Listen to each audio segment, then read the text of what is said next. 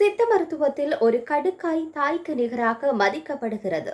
அதாவது கடுக்காய் தாயை விட சிறந்தது என்பதுவே அதன் பொருளாக இருக்கிறது. அறுசுவையும் ஒருங்கே கொண்டுள்ள ஒரே காய் கடுக்காய் தான் என்று சொல்லலாம். கடுக்காய் சாப்பிடும் போது எந்த விதமான சிக்கலும் ஏற்படாமல் உடலில் உள்ள நோய்கள் குணமாகும் என்பதன் மேன்மை கருதியே சித்த மருத்துவத்தில் கடுக்காய் தாயில் மேலானது என குறிப்பிடப்படுகிறது. எனவே அத்தகைய சிறப்பு வாய்ந்த கடுக்காயில் இருக்கக்கூடிய மருத்துவ பலன்கள் பற்றி தான் இந்த ஒரு காணொலியில பார்க்க போகின்றோம். பொதுவாக எப்போதுமே கடுக்காயை பயன்படுத்தும் போது உள்ளே உள்ள விதையை பயன்படுத்தக்கூடாது என்று சொல்லப்படுகிறது. அந்த விதையை நீக்கிவிட்டு தான் மேல் தோலோடு சேர்த்து நன்கு பொடித்து பவுடர் போன்று பயன்படுத்த வேண்டும் என்றும் சொல்லப்படுகிறது. கடுக்காயில் அதிகப்படியான துவர்ப்பு சுவை உள்ளதனால் இது சர்க்கரையை கட்டுப்படுத்துவதில் முக்கிய பங்காற்றுகிறது.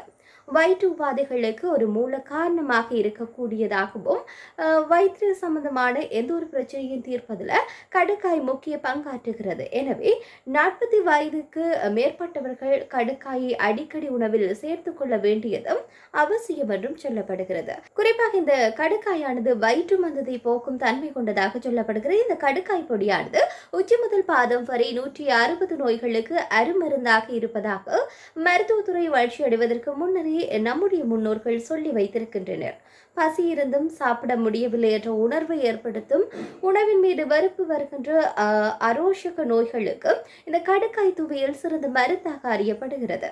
கடுக்காயை கஷாயமாக்கி அருந்தினால் பல்வேறுபட்ட பிரச்சனைகள் தீரும் என்று சொல்லப்படுகிறது.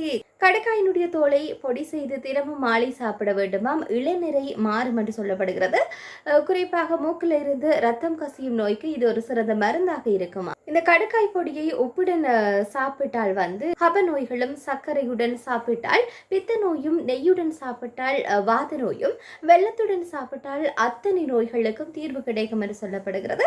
கல்லீரல் பிரச்சனைகள் இருப்பவர்கள் அதற்கென்று வேறு எந்த ஒரு மருத்துவம் எடுத்துக்கொண்டாலும் கடுக்காய் பொடியை நிலக்கடலை அளவு எடுத்துக்கொண்டு தண்ணீரில் கலந்து சாப்பிடும் போது கல்லீரல் ஆரோக்கியத்தை மேம்படுத்துவதுடன் காமாலை வராமலும் தடுக்கிறது என்று சொல்லப்படுகிறது. இந்த கடுக்காயில கேலின் மற்றும் கெலோனின் எனும் வேதிப்பொருட்கள் இருப்பதாக சொல்லப்படுகிறது.